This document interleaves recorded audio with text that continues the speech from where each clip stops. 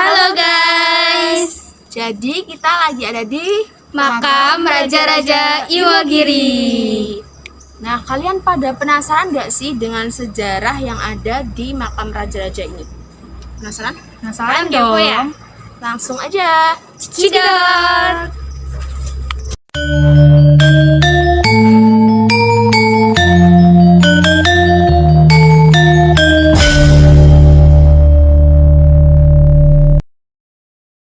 Kalian tahu nggak sih, pemakaman Imogiri merupakan salah satu objek wisata di Bantul.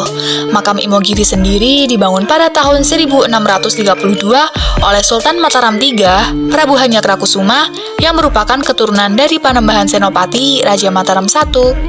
Makam ini terletak di atas perbukitan yang juga masih satu gugusan dengan pegunungan Sewu loh. Oh iya, tidak lupa, kini makam raja ini memiliki perbedaan atau perkembangan yang sangat beda dengan tahun sebelumnya. Bisa kita lihat di gambar berikut ini. Ini adalah foto di mana foto diambil pada tahun 1980, sedangkan cuplikan tadi adalah kondisi yang sekarang.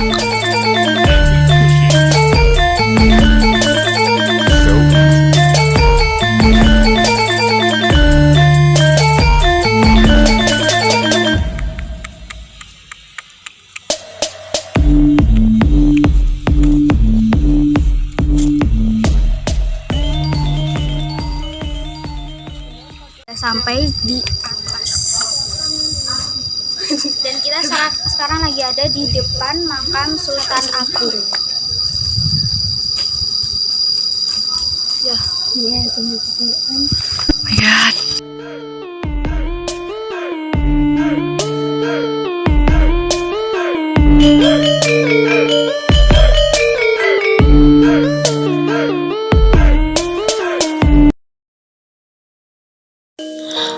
Awal mula sejarah makam Raja-Raja Imogiri ialah ketika Sinuhun Hanyakrawati meninggal. Maka putranya Kanjeng Gusti Pangeran Adipati Anom pada waktu Sedo itu sedang pergi tirakat ke Pegunungan Selatan, sehingga sebagai wakil pemegang pemerintahan ialah Gusti Pangeran Martopuro. Sesudah setahun lamanya ia bertirakat, maka ia pulang dari pegunungan tersebut sebab sudah sedikit lama dicari-cari oleh penghulu.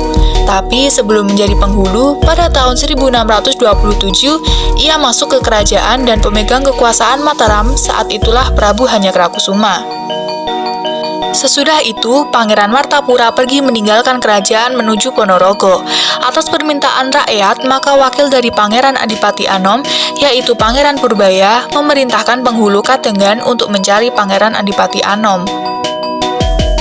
Akhirnya, terdapatlah Pangeran Adipati Anom sedang bertapa di Gunung Kidul. Kemudian, ia dibawa pulang ke kerajaan. Sesudah itu, Pangeran Adipati Anom diangkat menjadi Raja Kerajaan Mataram. Ia adalah raja yang cerdik dan pandai sehingga rakyatnya maupun makhluk halus serta jin takluk dan tunduk atas kekuasaannya. Dan negeri Mataram terkenal sebagai pelindung penyakit. Karena bijaksanaannya, maka setiap hari Jumat ia dapat pergi sujud ke Mekah dengan secepat kilat. Sesudah 5 tahun ia memerintah, kerajaannya dipindahkan ke Kertapleret. Dan selanjutnya, Kanjeng Sultan ingin mulai membuat makam di Pegunungan Giriloyo yang terletak di sebelah timur Laut Imogiri yang dipergunakan sebagai makam raja. Tetapi sebelum makam itu selesai, pamannya yaitu Gusti Pangeran Juminah lebih dulu mengakui permintaan. Kemudian Sinuhun merasa kecewa. Sultan ingin membuat makam di pegunungan. Tak lama kemudian, pamannya meninggal seketika. Sesudah pamannya meninggal, Kanjeng Sultan Agung melemparkan pasir yang berasal dari Mekah, yang akhirnya pasir tersebut jatuh di Pegunungan Merah. Dan seterusnya, Sinuhun segera membuat makam raja di pegunungan yang besar dan tinggi tersebut. Apa nih? Apa nih? Jangan ngevlog ya guys. Gak boleh tunjuk-tunjuk.